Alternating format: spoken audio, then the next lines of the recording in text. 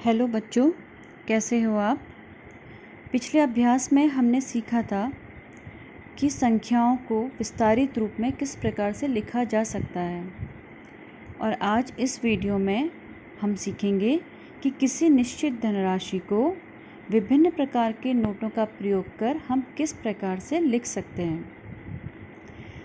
संख्याओं को विस्तारित रूप में लिखने की यदि समझ विकसित हो गई है और हमें बहुत अच्छे से समझ में आ गया है कि हम संख्याओं को किस प्रकार से विस्तारित कर सकते हैं, तो उसका प्रयोग हम कई जगह करते हैं गणित के कौशल विकसित करने में। और उसी का एक प्रयोग आज हम यहाँ पे करेंगे रुपये पैसे की समझ को विकसित करने के लिए। बच्चों, जैसे हमारे पास यहाँ पर है 2675 रुपये। अगर हमने किसी को 2675 रुपये देने हैं तो हम उन्हें किस तरह से वो रुपये देंगे, कौन कौन से नोट हम और कितने नोट हम उसके लिए प्रयोग करेंगे, उसकी समझ विकसित करने के लिए सर्वप्रथम हम इस 2675 रुपये को उसके विस्तारित रूप में लिखेंगे कि इसमें एक 2000 रुपये हैं, 600 रुपया है, 70 रुपया है और 5 रुपये हैं। इस तरह से इसको विस्तारित रूप में लिख देने के बाद ये हमारे लिए आसान हो जाता है। अब हमने सबसे पहले देखा कि 2000, और हमें पता है कि आजकल 2000 का नोट चलता है, तो 2000 के लिए हम सीधे 2000 रुपये का नोट भी यूज़ कर सकते हैं। उसके बाद जो 600 रुपया है उसके लिए आप 100 रुपये के 6 नोट भी यूज़ कर सकते हैं। 70 रुपये के लिए 10 रुपये के हम 7 नोट यूज़ कर सकते हैं और 5 रुपये के लिए हम 1 रुपये के 5 सिक्के का प्रयोग कर सकते हैं। तो इस तरह से अगर हमें 2,675 रुपये की धनराशि बनानी है तो उसके लिए हमें कुल कितने नोटों की आवश्यकता हुई।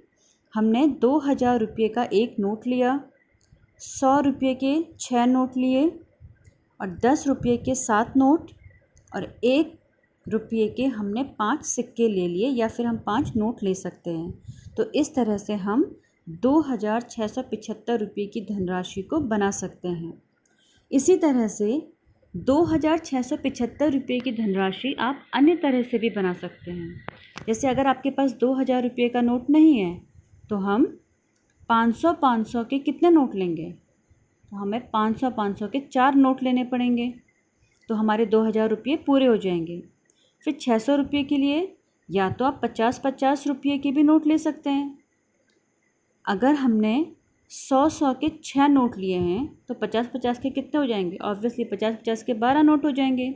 यहाँ पे हमने ले लिए हैं 100 के 6 नोट। और 70 रुपये के लिए 10 रुपये के हमने 7 नोट लिए हैं और 5 रुपये के लिए वही 1 रुपये के हम 5 सिक्के, इसके लिए और कोई ऑप्शन नहीं है। और अगर इसी तरह से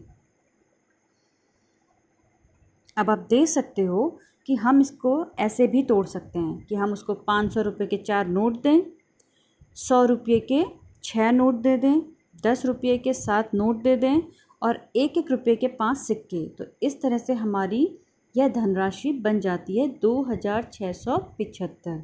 तो बच्चों, आप देख सकते हो कि यदि हमें संख्याओं को विस्तारित रूप में लिखना आ जाता है तो उसका प्रयोग हम किस तरह से किसी निश्चित धनराशि को बनाने में करते हैं। धन्यवाद, और मुझे आशा है कि आप सभी इसको बहुत अच्छे से सीखोगे और इसे समझोगे।